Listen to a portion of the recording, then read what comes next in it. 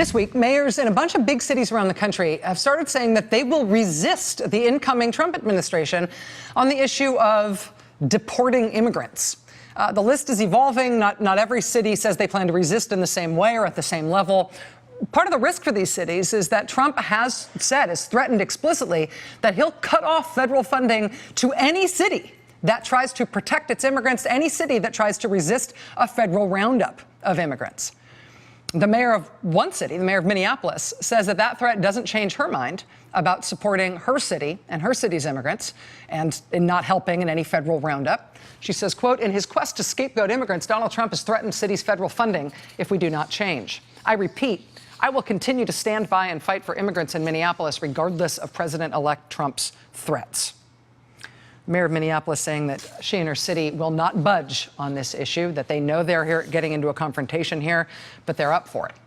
Joining us now is Betsy Hodges. She's the mayor of Minneapolis, which is a sanctuary city in the terminology that we use and a lot of people don't understand.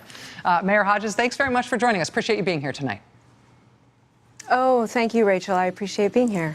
What is a sanctuary city, and what is the policy of your city that you're anticipating this confrontation with the incoming administration about? Well, I mean, Donald Trump is playing scapegoat politics at the cost of public safety.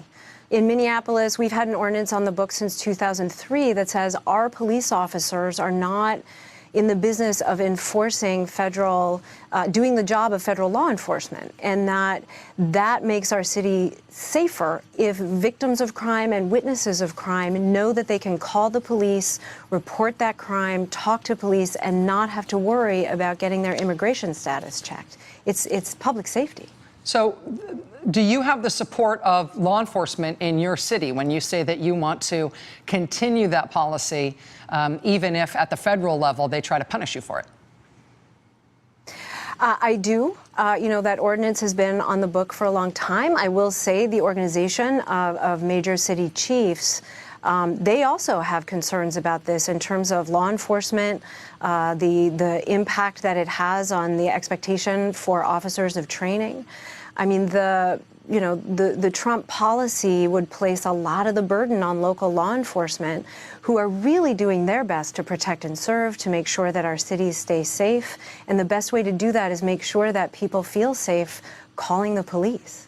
If you stand by this policy, and if the Trump administration carries through on its threat that they will somehow find a way to deny you all federal funds as retribution for this, do you have any sense of exactly how much that would cost the city of Minneapolis? Would that be a devastating financial blow?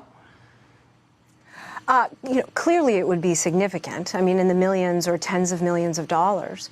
But the impact on public safety, the impact on the foundation of our democracy and the safety of people to live in the United States of America is at stake. And so, yep, it's a question of millions of dollars, but there are bigger things at stake. That's a problem to solve in our budget. But if we sacrifice those principles and we sacrifice our public safety for the sake of those dollars, we've got a lot bigger problems. Minneapolis Mayor Betsy Hodges, I really appreciate your time tonight.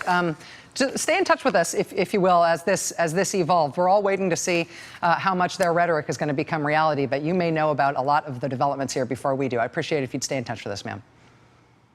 Absolutely will. Thank you very much for paying attention to it. Thanks. All right, we'll be right back. Stay with us.